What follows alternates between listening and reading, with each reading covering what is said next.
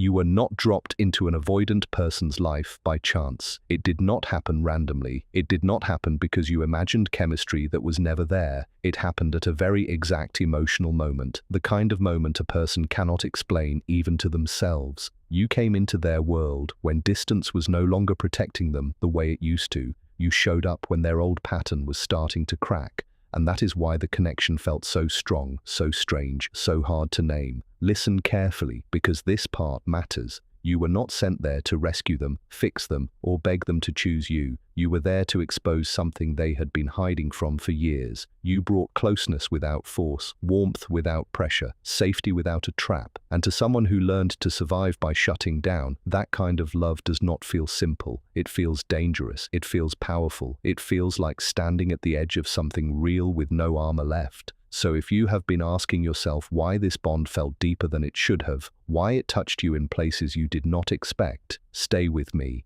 because the answer is not that you were foolish. The answer is that you walked into the private storm of a person who wanted love, but feared what love would ask from them. Avoidant people do not connect in a truly deep way with just anyone. On the surface, it may look random, but underneath, something more complicated is happening. They are often pulled toward people who awaken their oldest attachment pain without meaning to. They are drawn to warmth, but they fear what warmth can uncover. That is where you came in. You represented closeness they could not fully control, and that is exactly what shook them.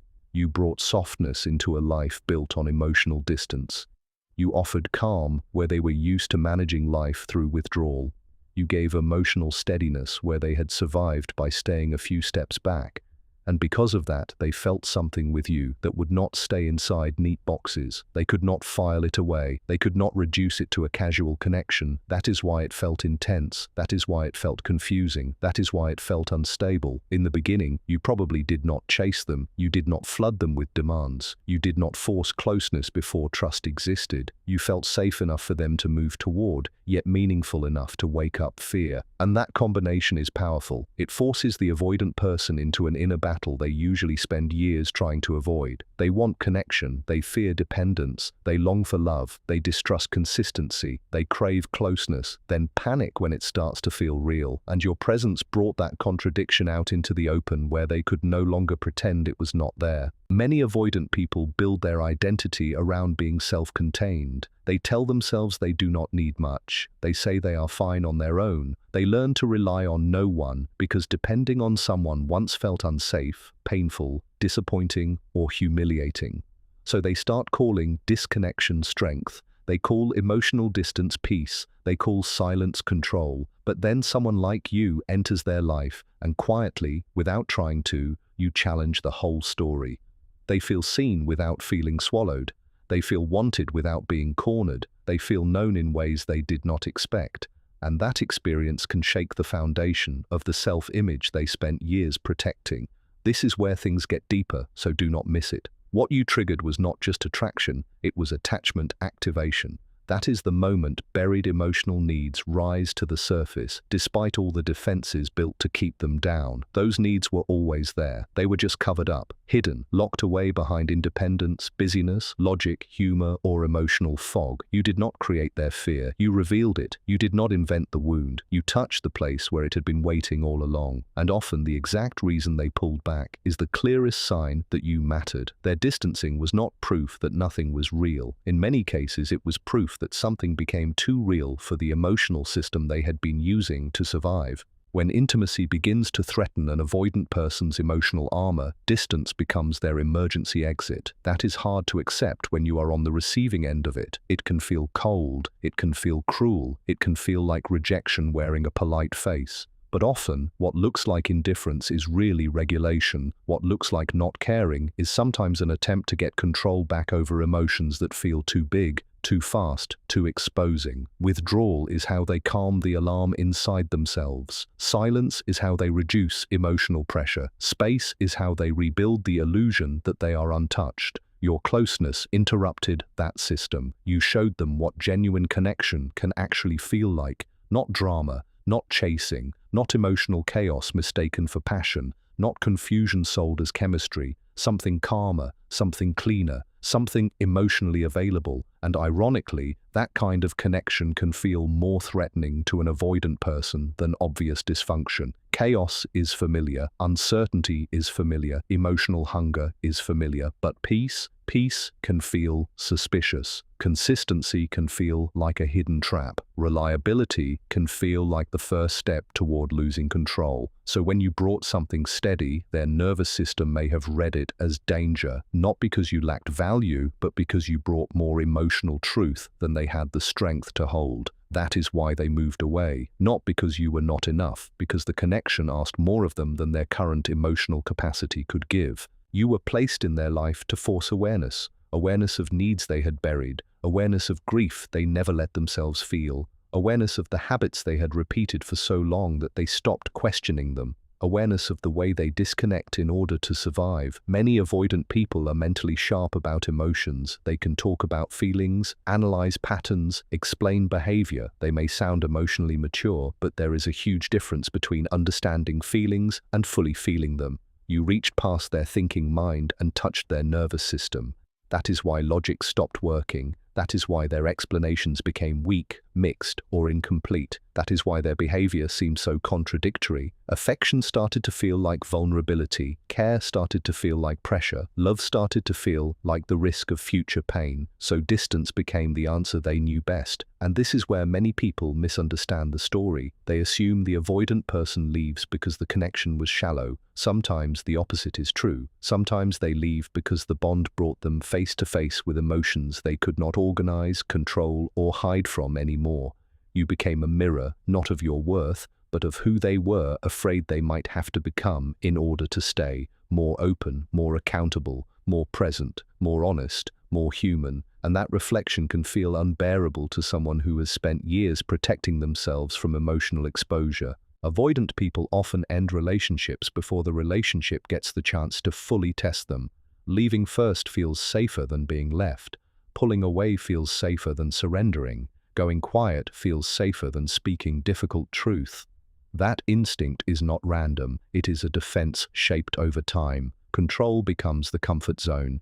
Distance becomes the shield. Emotional half-presence becomes the compromise that lets them feel connected without feeling fully vulnerable. Then you arrive, and suddenly that old system starts to fail. Your role was never to convince them to stay. Your role was to show them what staying would actually require. Real emotional presence, consistency when things get uncomfortable, accountability instead of escape, honesty instead of silence, repair instead of withdrawal. And for someone who has spent years linking closeness to danger, that can feel overwhelming even when part of them wants it. This matters, so stay with me. You were also there to break the illusion that distance equals strength. It does not. Real strength asks for emotional risk. Real strength asks a person to remain present when fear rises. Real strength asks for softness without self-erasure. Avoidant people often confuse independence with safety, but beneath that belief there is usually loneliness they do not fully admit. You exposed the emptiness under the armor. You revealed how expensive emotional avoidance really is. And that kind of truth can shake a person more than heartbreak itself, because it forces them to see that the very strategy they trust to protect them may also be the thing keeping them from the love they say they want.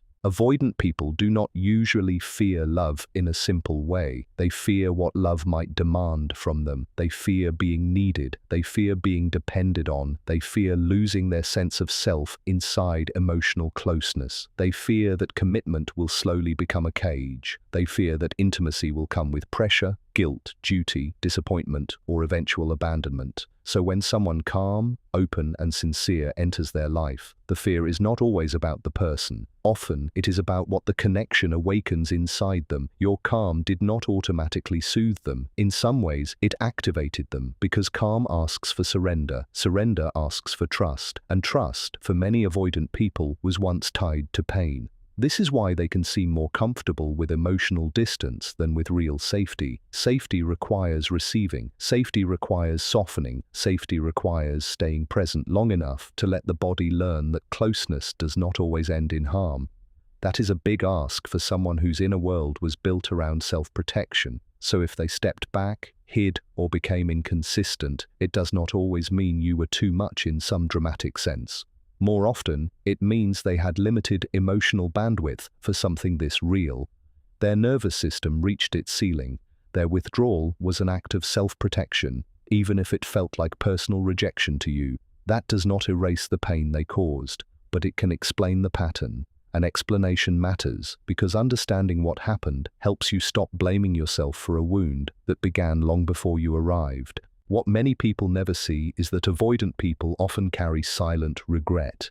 Not always loud regret, not always regret that becomes action, but quiet regret, the kind that lives in late-night thoughts, unfinished memories, and moments they never properly processed. They replay conversations, they revisit key moments, they think about what they felt and what they could not say. They miss people without reaching out. They feel absence without knowing how to repair what was broken. Their emotional life can be real and deeply active, yet still locked behind walls they do not know how to lower. Your absence may have stayed with them longer than they would ever admit out loud. Why? Because you introduced consequence. Many avoidant people are used to disconnecting before the full cost hits them. They leave internally before they leave physically. They detach to reduce impact.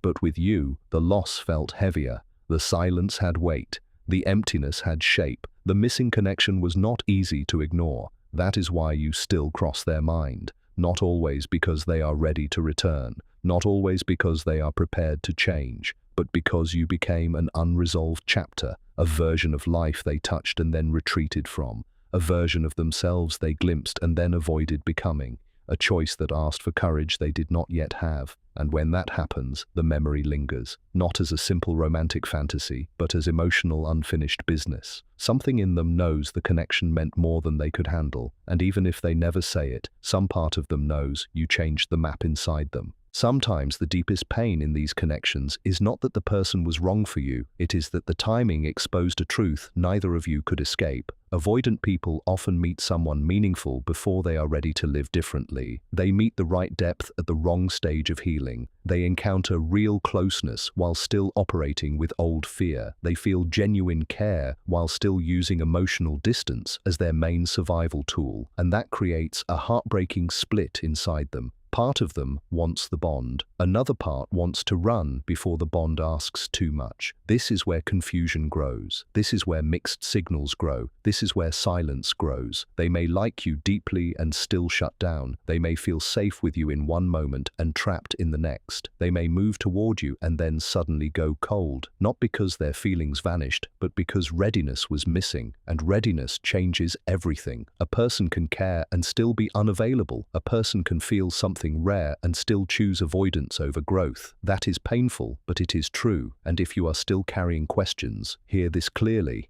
Their lack of readiness is not evidence that your love lacked value. It means your presence highlighted what they were not prepared to face: emotional honesty, dependability, vulnerability, commitment, growth. Those things sound beautiful from a distance. Up close, they can terrify someone who has spent years surviving through detachment. You did not fail because the bond did not continue. Sometimes your role is not to be the forever person. Sometimes your role is to be the wake-up call that life sends before change becomes possible. And here is one of the hardest truths to accept. Distance often sharpens awareness in avoidant people more than closeness does. While the connection is happening, they may be overwhelmed, numb, conflicted, or split inside themselves. But after the loss, after the silence, after the routine settles and your presence is no longer there to engage with or escape from, reflection starts creeping in. Absence creates room for recognition. What they could not feel clearly in the middle of the bond, they may start to sense once it is gone.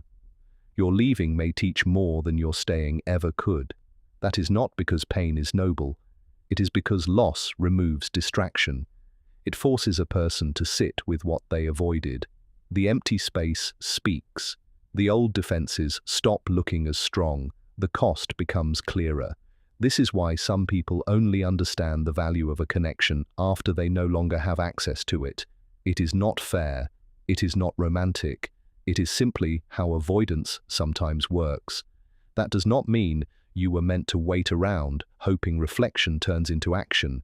It means your impact may continue long after the relationship itself stops moving. You were a catalyst, not necessarily a destination. And catalysts are powerful precisely because they change the system without always remaining inside it. They start processes, they create awareness, they leave marks that continue working in silence. So if you feel broken because you were not chosen in the final form you hoped for, remember this: significance and permanence are not the same thing. Some people change a life without staying in it forever. Some people open doors they never get to walk through with the other person, and that does not make their role small. Your job was never to heal them. That part matters more than most people realize. You were not meant to carry their growth on your back. You were not meant to bleed patience until they suddenly learned how to love well. You were not meant to prove your worth through waiting, overgiving, self-abandonment, or endless understanding. Healing is an inner decision. Change is personal work.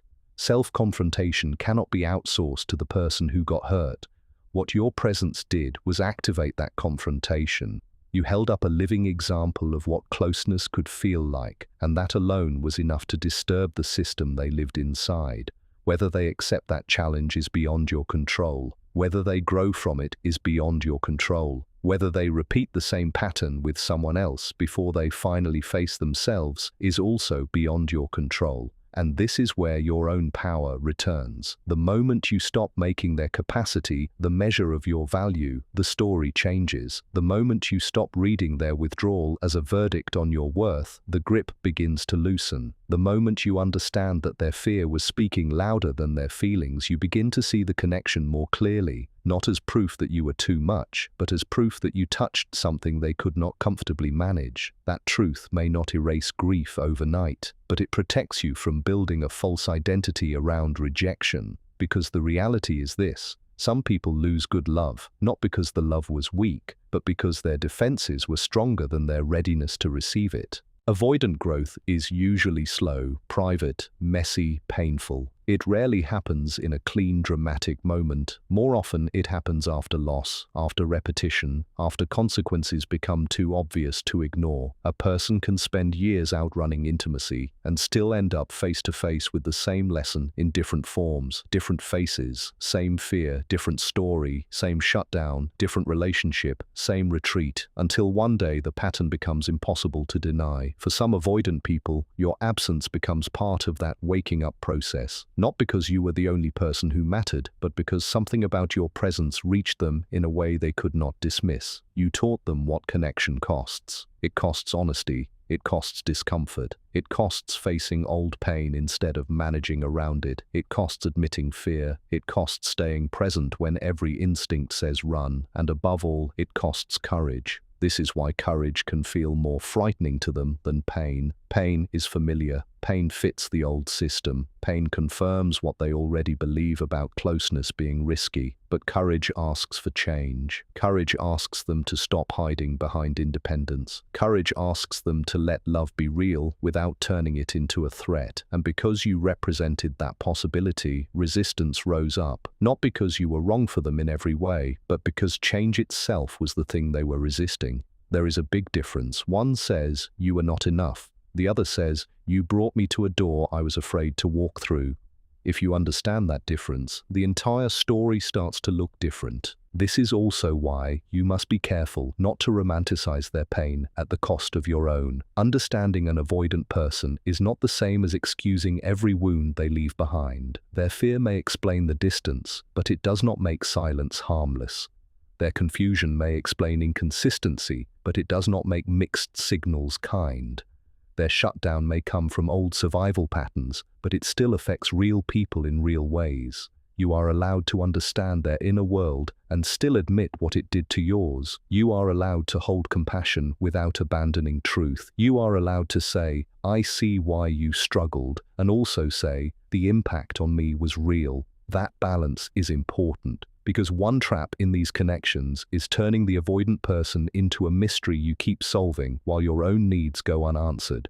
Another trap is believing that if you just love better, stay softer, or become easier to manage, they will finally feel safe enough to choose you. But love does not work like that. You cannot reduce yourself enough to heal someone else's fear. You cannot become small enough to make an unready person suddenly ready. You cannot perform emotional perfection until a wounded nervous system decides to trust. And the more you center your worth around being understood by them, the more you disappear from your own life. So listen carefully. You can care deeply and still stop carrying what was never yours to fix. You can love the truth of the connection and still release the fantasy that it was your job to save it alone. That is not giving up. That is self-respect returning.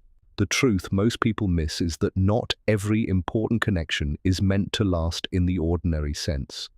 Some bonds come to awaken, some come to challenge, some come to expose what has been hidden, some come to end, but not without leaving a permanent emotional imprint. You were placed in that avoidant person's life to wake up something sleeping inside them. Maybe it was their ability to feel deeply. Maybe it was their awareness of how often they run. Maybe it was the pain beneath their self-protection. Maybe it was the realization that distance is costing them more than they admit. What they do with that awakening is their choice. They can nurture it. They can deny it. They can bury it for a while and meet it again later through another loss. But one thing remains true. They cannot fully unknow what they felt with you. They cannot fully erase what you reflected back to them. They cannot fully forget the version of themselves that surfaced in your presence. And that matters. Not because it guarantees a reunion, not because it promises a message, an apology, or a changed ending, but because it proves the connection had weight, it had meaning, it touched something real. So if part of you still wonders whether you imagined the depth, whether you cared alone, whether the whole thing was just one-sided confusion, remember this: